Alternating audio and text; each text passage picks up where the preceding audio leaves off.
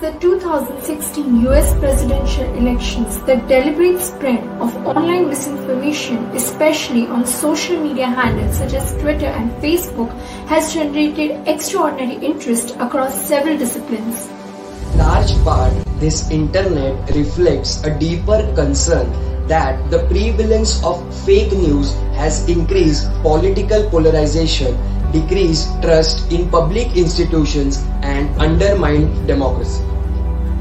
Shashank Athreya, a practicing lawyer, claims that fake news can be defined as untrue and unverified news.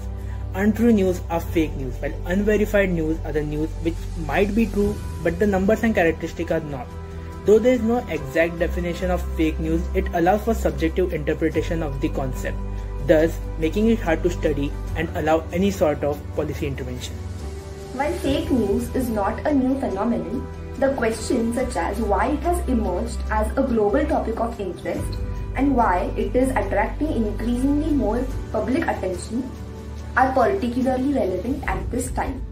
The leading cause of this is that fake news can be created and published online faster and cheaper when compared to traditional news media such as newspapers and television. In the post-truth era, the contagion of fake news has gripped the world in equal parts. Right from the United States of America to emerging economies like India, Brazil and others, no one seems to be spared. Deeply interlinked with technological developments, misinformation and disinformation have become pervasive in our news bubbles. As the world's largest democracy with the second largest population, the issue of fake news poses a unique threat in India. Not only do the low literacy rate make it hard to implement the true spirit of democratic decision making, but add to that an explosion of fake news and divisive propaganda, and there looms a real threat to the country's democratic fabric itself. One of the instances reported in a study on misinformation in India by scholars from the University of Michigan, released on April 18, 2020, has shown a rise in the number of debunked stories, particularly after the announcement of Janata Curfew by Prime Minister Narendra Modi on March 22, 2020, and the countrywide lockdown 2 days later to contain the spread of COVID-19. A 2019 survey showed that a whopping 88% of the first-time voters across India agreed that fake news was a real problem. But disinformation is not a new phenomenon in the Indian political realm. What is worrisome is the multitude of platforms, including print, television and social media, whereby unverified information can reach even the most critical thing. To make matters worse, studies reveal that most Indians tend to get their news from social media, where information rarely gets checked for validity or authenticity. India, being the largest user base for WhatsApp with more than 300 million active users, is also the place where more content gets forwarded than anywhere else in the world. Unfortunately, studies also reveal that Indians tend to trust messages from friends and family. This means that more content gets forwarded without any checks, further driving misinformation into the society's view. Just a fact, according to a BBC News analysis, the country reported at least 31 murders in 2017 and 2018 triggered by the disinformation on social media platforms, and many others were left injured. Whose fault is it? Is it the government? Is it the people who create and forward false messages? Is it technology platforms like Facebook that allow populist posts to go viral for profits? Or is it the news media that fails to conduct basic fact checks to remain the fourth pillar of democracy? Fake content is everywhere, from social media platform, news platform, and there is a big list.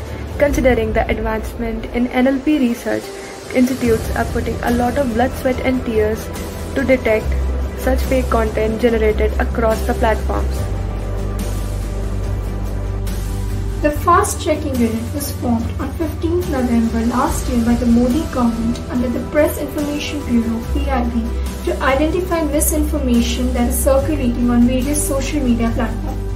The unit takes cognizance of fake news based on the inputs received from people and also suo motu.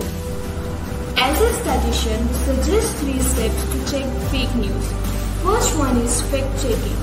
What is the most basic way of checking whether a piece of news that is spreading online is fake or genuine?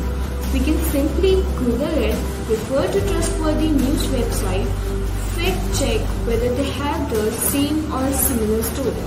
Statistical analysis using GLTR, Giant Language Model Test Probe, a tool designed by the great minds at Harvard NLP and MIT IBM Watson Lab. The simple reason behind this is that the words which the language model generates directly come from the probability distribution that is learned from the training data itself. Sigma model to detect fake news. For example, we can use Grover Allen NLP and many such models as data scientists and analysts to solve issues of fake news. Don't worry, you don't have to be a statistician, an analyst or a data scientist to solve this issue and make India a country free from such circumstances. All you have to do is consider the source. Read beyond. 3. Cross-check. Don't forward every message.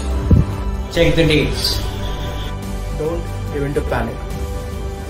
As students, we think that before answering the question, we need to understand the data, the facts, the sources of information. We believe that misinformation is not like a plumbing problem that you can fix. It is a social condition like crime that you must constantly monitor and adjust to, as rightly said by Tom Rosenthal. Hence, on this World Statistics Day, celebrated on 20th October 2020, we highlight the theme connecting the world with the data we can trust as given by the United Nations. We pledge. We pledge. We pledge. We pledge. We pledge not to spread fake news and come up with best practices using the strength of data to solve this issue.